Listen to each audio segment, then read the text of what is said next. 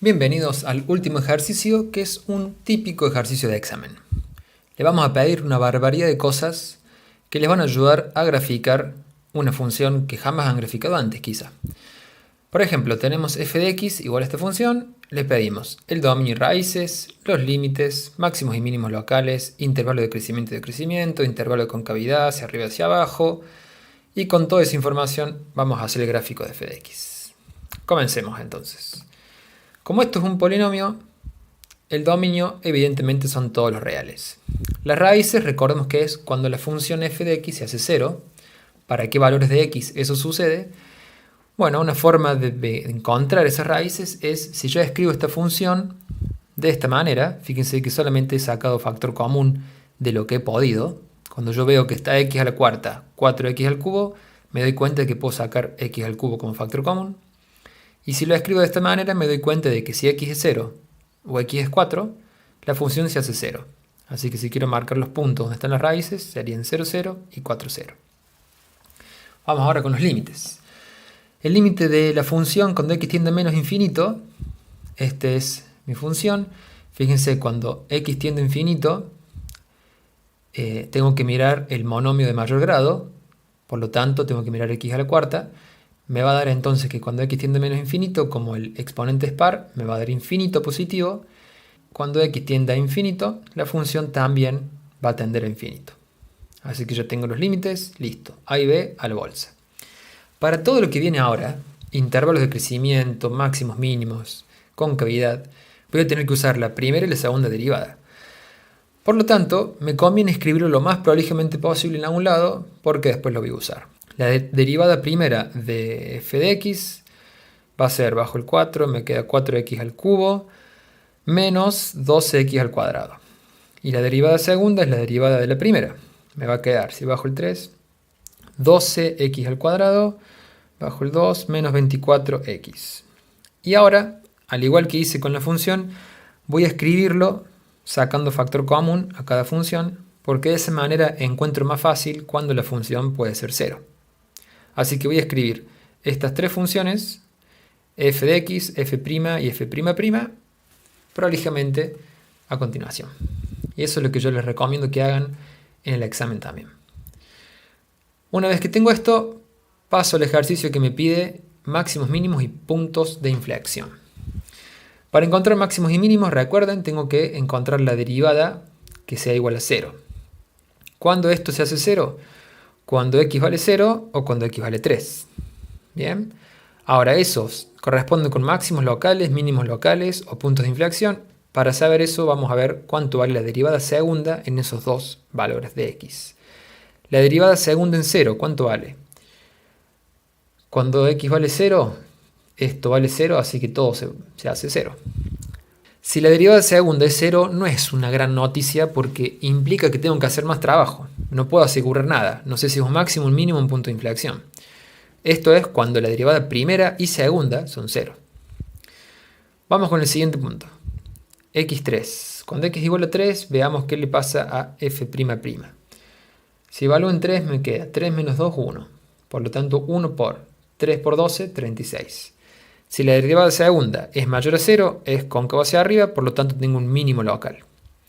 Muy importante, a estos dos puntos que encontré, 0 y 3, son puntos críticos, porque la derivada primera en esos puntos se hace 0, los voy a escribir como puntos de la función, no como puntos de la derivada segunda. Entonces, en 0 y 3 evalúo la función y veo qué puntos salen de ahí, y entonces puedo decir con seguridad que esos dos puntos son puntos críticos de la función. Y de hecho puedo asegurar que uno de ellos es un mínimo local. Necesito ver si hay otros puntos de inflexión, o posibles puntos de inflexión. Así que lo que voy a hacer es ver cuándo la derivada segunda se hace 0. Ya habíamos encontrado que la derivada segunda se hace a 0 cuando x vale 0. Efectivamente, si x vale 0, todo esto se hace 0. Pero ¿existe algún otro valor de x que esto se haga 0? Cuando x vale 2. Así que 0 y 2 son dos posibles puntos de inflexión. Lo que está bueno de esta ocasión es que f' en 2 no es 0. Si no, habría salido aquí. Yo puedo darme cuenta de que si evalúa esta función en 2, no me va a dar 0.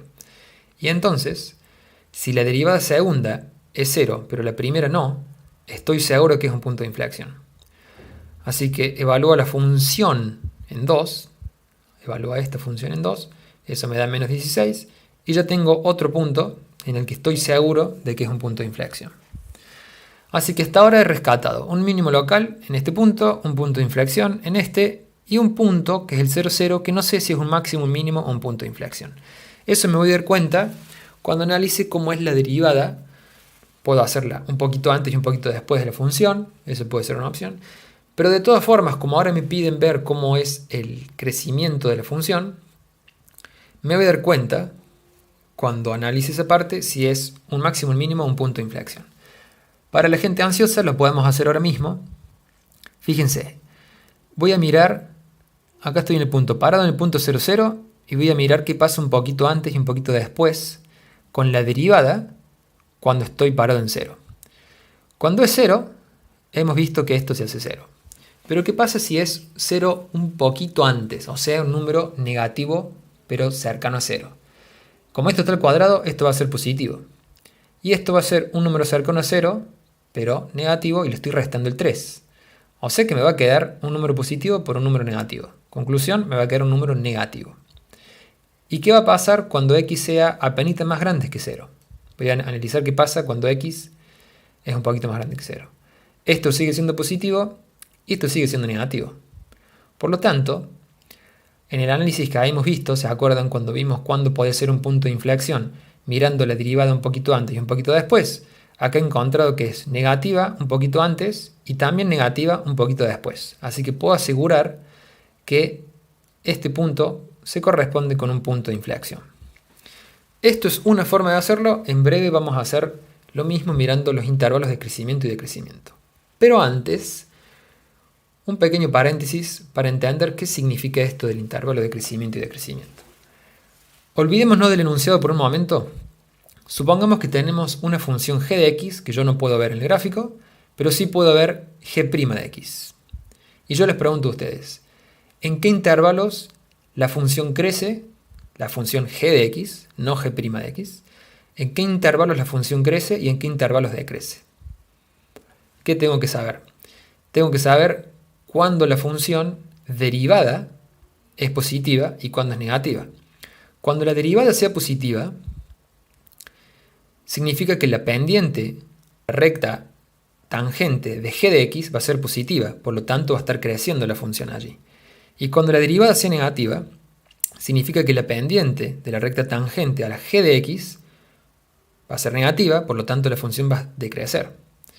Así que, conclusión, me basta ver cómo es g' de x y ver si es positiva o negativa para saber si la función está creciendo o decreciendo. Bien, entonces yo puedo asegurar que en todo este intervalo la función crece, en este intervalo como la derivada se hizo negativa, decrece y luego vuelve a crecer de 5 hacia adelante. Bueno, yo tengo que elegir, todo esto que les muestro es para que se den cuenta de que yo tengo que elegir en qué intervalos voy a analizar el crecimiento y decrecimiento de una función. Bien, y los voy a elegir de manera inteligente. Voy a decir, la función derivada fue positiva hasta que en algún momento se hizo negativa. Pero para que eso pase, tuvo que cruzar el eje de las abscisas. Tuvo que pasar por 0. Eso es un montón lo que estoy diciendo y espero sepan apreciarlo porque está muy bien. Estoy diciendo que si la derivada es continua, que de hecho deberíamos decírselo en el ejercicio, perdónennos, pero debería estar así. Si la derivada es continua, entonces, como es un polinomio, se da por hecho de que es continua. Entonces, si cruzó por 0, si pasó de positivo a negativo, tuvo que cruzar por 0. Y si pasó de negativo a positivo, también cruzó por 0. Por lo tanto, los intervalos que voy a elegir para saber cuándo crece y decrece son los intervalos que surgen de aquellos puntos C que hacen que la derivada se haga 0. Entonces, lo primero que voy a hacer para ver cuándo tengo intervalos de crecimiento y decrecimiento es ver si la función g' vale 0 en algún punto. Bien, lo mismo que hacía para encontrar puntos críticos. Pero ahora lo que voy a mirar es si la función antes de ese 0 es positiva y después de ese 0 es negativa o qué pasó. Y eso lo puedo hacer con la función g' de x. Entonces, volviendo a nuestro ejemplo. Quiero analizar los intervalos de crecimiento y decrecimiento de f de x. Yo sé que la derivada se hace 0 para x igual a 0 y 3 de f de x, ¿no? Entonces ya sé que en 0 y en 3 van a pasar cosas. Quiero saber qué pasa antes de 0, desde 0 hasta 3 y desde 3 hasta infinito. Bien. Y ahí tengo 3 intervalos donde me van a decir todo el crecimiento y decrecimiento de la función en esos 3 intervalos. No necesito más. Bien. Entonces, para ver qué pasa en el intervalo menos infinito hasta 0, 0 hasta 3 y 3 hasta infinito, voy a hacer la siguiente tabla, donde voy a poner los intervalos que acabo de encontrar. Recuerden, si tengo 0 y 3, tengo 3 intervalos, x menor a 0, o menos infinito hasta 0, que es lo mismo, los valores de x que están entre 0 y 3, que son estos, y los que son mayores a 3. Y voy a escribir esta misma función, f', de esta manera, y voy a pensar, cuando x es menor a 0, significa cuando x es negativo. Cuando x es negativo, esto, ¿qué pasa? Es positivo porque está al cuadrado. Y cuando x es negativo, es un negativo restado un número, me va a seguir dando negativo. Por lo tanto, tengo positivo por negativo. Más por menos es menos. Así que sé que cualquier número x menor a 0 va a hacer que f' sea negativo. Por lo tanto, la función decrece. Bien, hacemos lo mismo para el otro intervalo, entre 0 y 3. Entre 0 y 3, ¿qué va a pasar? Entre 0 y 3, como esto está al cuadrado, me simplifica mucho las cosas, siempre va a ser positivo. Bien, o 0 o positivo. Como acá no es mayor o igual, si no es mayor, sé que esto va a ser positivo. Y un número positivo menor a 3, si le resto 3, me da un número negativo. Así que nuevamente me queda positivo por negativo, me queda negativo. Así que la función en ese intervalo también decrece. Y por último tenemos desde 3 hasta infinito. Para x mayores a 3, esto obviamente es positivo. Y si esto es más grande que 3, cuando le reste 3 me va a quedar un número más grande que 0. Así que me va a quedar positivo por positivo. Eso me queda positivo, la función crece. Bien. Así que súper resumen. Adelántenme si se harten de que se los diga, pero se suelen equivocar acá, así que vamos a repasar una vez más. Si me piden intervalos de crecimiento y decrecimiento, lo primero que hago es encontrar esos intervalos. Y para encontrarlos voy a encontrar qué valores de x hace que f' de x sea 0. Yo encontré que esos son cuando x vale 0, todo esto es 0, y cuando x vale 3, todo esto es 0. ¿Qué intervalos surgen de encontrar x0 y x3? Y surge el intervalo menores a 0, entre 0 y 3, y entre 3 e infinito, mayores a 3. Muy bien, vamos a la última parte entonces. Nos pide la curvatura. Y este es un análisis muy similar. ¿En qué valores de x va a cambiar la curvatura de f de x? Dijimos que la curvatura cambiaba en los puntos de inflexión, o sea que en los puntos donde la derivada segunda era 0. Así que voy a encontrar todos los valores que hacen que la derivada segunda sea 0, en este caso x0 y x2, y con esos 0 y 2 voy a construir intervalos. ¿Qué intervalos puedo construir con 0 y 2? Bueno, todos los números menores a 0, entre 0 y 2 y mayores a 2.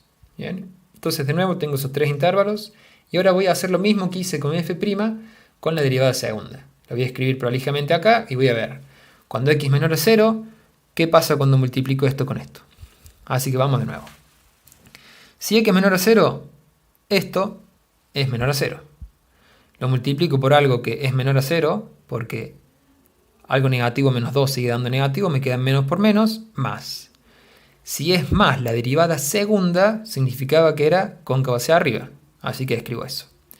Vamos con el otro caso, entre 0 y 2.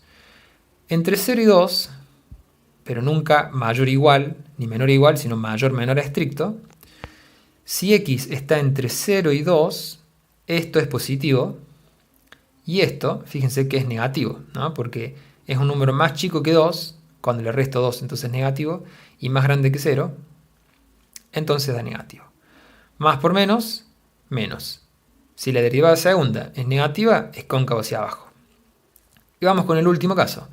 Si x es mayor a 2, esto es positivo. Esto es un número más grande que 2, le resto 2, me queda un número positivo. Positivo por positivo, positivo. Por lo tanto, la función allí es cóncava hacia arriba. Muy bien, a continuación voy a hacer un resumen de todo lo que encontré. Hemos encontrado el dominio, que son todos los reales, el límite de la función, que tiende a infinito, las raíces, el mínimo, los intervalos de crecimiento y los intervalos de concavidad. Así que, ¿qué voy a hacer ahora? Voy a buscar puntos interesantes. Por ejemplo, la raíz en 0, 0 y 4, 0. Un mínimo local en 3, menos 27. 3, menos 27. Un punto de inflexión en 0, 0. Bien. Y un punto de inflexión en 2, menos 16. Con toda esta información y estos intervalos voy a poder construir la gráfica. Porque fíjense, la función f de x decrece desde x menor a 0 hasta 0. Desde 0 hasta 3 también decrece, y de 3 para valores mayores crece. La concavidad me dice que de valores menores a 0 es cóncavo hacia arriba, así que es forma de U, pero después en U es cóncavo hacia abajo, entre 0 y 2, y desde 2 para adelante es cóncavo hacia arriba. Si ustedes se ponen a pensar de qué forma cumplir todos estos requisitos, se van a dar cuenta de que solo hay una gráfica que puede cumplir eso. No queremos que la hagan perfecto, pero sí cualitativamente, y van a ver que queda más o menos así. Mira cómo está quedando fachera, ¿no? Está quedando fachera, ¿no? Así que, por última vez, nos fijemos si esto se cumple. La función decrece para valores menores a 0. Entonces, cuando x es menor a 0, efectivamente la derivada en cada uno de esos puntos es negativa. Entre 0 y 3 decrece también. Efectivamente decrece. Y para mayor a 3, ahí sí empieza a crecer. Vamos con los intervalos. Si x es menor a 0, es cóncavo hacia arriba. Efectivamente. Entre 0 y 2 es cóncavo hacia abajo. Y para valores mayores a 2 es cóncavo hacia arriba. Efectivamente se ha cumplido todo y he podido graficar esta función.